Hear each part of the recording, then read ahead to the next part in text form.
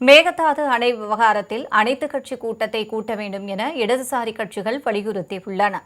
சென்னை தலைமைச் செயலகத்தில் முதலமைச்சர் ஜோசப் விஜயை இந்திய கம்யூனிஸ்ட் கட்சியின் மாநில செயலாளர் மு. வீரபாண்டியன் மற்றும் மார்க்சிஸ்ட் கம்யூனிஸ்ட் கட்சியின் மாநில செயலாளர் பே. சண்முகம் ஆகியோர் சந்தித்தனர்.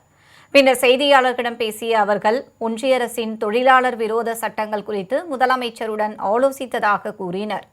இடதுசாரி கட்சிகள் ஆட்சியிலும் இடம்பெறவில்லை, தாவேகா கூட்டணியிலும் இல்லை என்றும் அவர்கள் தெரிவித்தனர். இதனால் இன்று நடைபெறும் தாவேகா தோழமை கூட்டத்தில் பங்கேற்கவில்லை என அவர்கள் குறிப்பிட்டனர். மேகதாட்டு அணை சம்பந்தமாக புதிதாக ஒரு நடுவர்மன்றம் அமைக்க வேண்டும் என்று சொன்னதும் தமிழ்நாட்டிலே இருவேறு கருத்துக்கள் உருவாவதற்கான காரணமாக அமைந்துவிட்டது.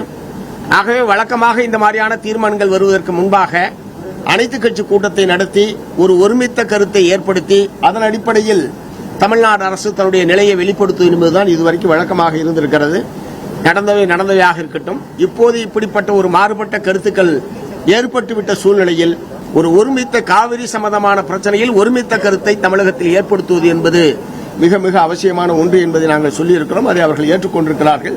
அநேகமாக விரைவில் அனைத்து கட்சி அனைத்து விவசாய சங்க கூட்டத்தை நடத்துவார்கள் என்று நாங்கள் எதிர்பார்க்கிறோம்.